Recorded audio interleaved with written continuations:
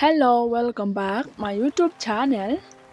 Alengin ya pe ya kane kaching hikai ngawan ra sepi bangin nang kloy ya ka kerten pareng kine ki step ngidei banbo 24 daily use sentences English to Kasi.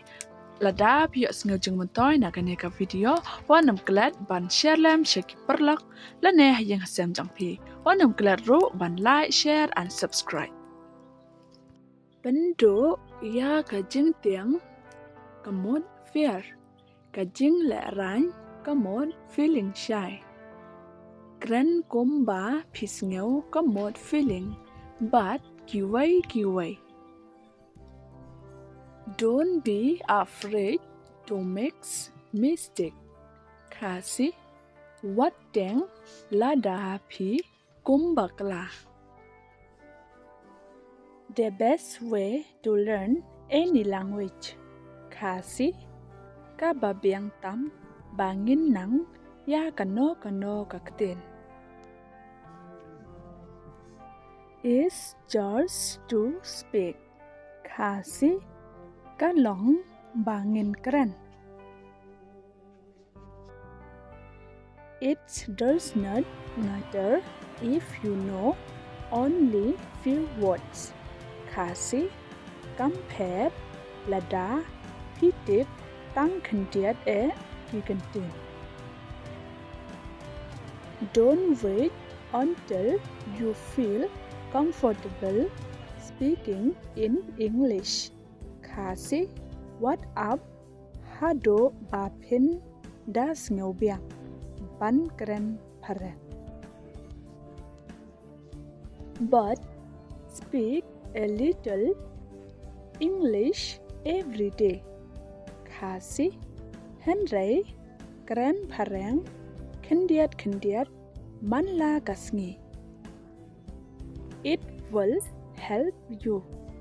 Kasi kan yarab bhayapi. Find a friend who is willing to speak to you. Kasi what ya ki perlok ki ba kloy ban ya keren yapi. It will give you more knowledge. Kasi pin yo shu shibon ki jengmod. Find a friend who is willing to teach you. Kasi what ya ki paralok ki bakaloy ban hikai yapi. Don't wait for tomorrow. Kasi what up ya ka balashai. Thank you for your suggestion. Kasi kublai shibon ya kajing ai jing mod jongpi. I'm not coming tomorrow. Kasi ngam wan lashai. What happened?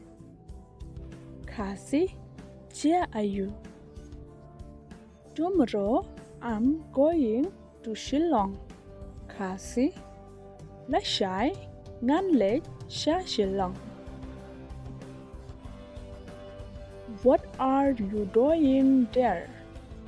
Kasi pile ayu shata. Meeting with my friend. Kasi ban ya kendo ya kiparlok jonga. At the same time, I have some work to do. Kasi ha kajo kapor ngadon kato katne kikam banle. Have you finished your dinner? Kasi pila dep bam. I just finished just now. Kasi ngadang syudap mentahi. Where are you? Kasi Shano Pidan. I don't know, but I'm on my way.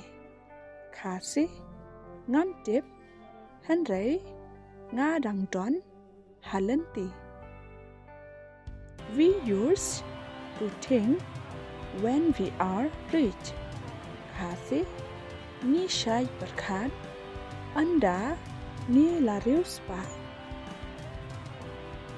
We will help the poor. Kasi Ngen Yarab Ya Kibadu. Everyone dreams about that. Kasi Baro Ngi Post New Ya Kata. Service to people is service to God. Kasi Kajing Shakri Ya Ubriu Kalong Kajing Shakri Ya Ublay. How do you feel? Kasi Kumno Pisngel. I feel like I'm nothing. Kasi Ngasngel Bangam Long AA.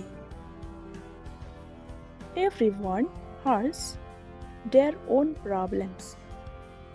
Kasi Manla away Pa away Udon La Gijong Gijing E. Don't stress your problem. Kasi Wat Penlek Jing Mot Ya Ki Jing E. When God is with me, who can against me? Kasi Haba Ublay Udon Rangkad Bat Nga Mano Banyale Risha Bat Nga. Sngew Bha Share Yakane Kajing Hikai Sha Kiperlok Jong Pi. What I'm glad, like, share and subscribe.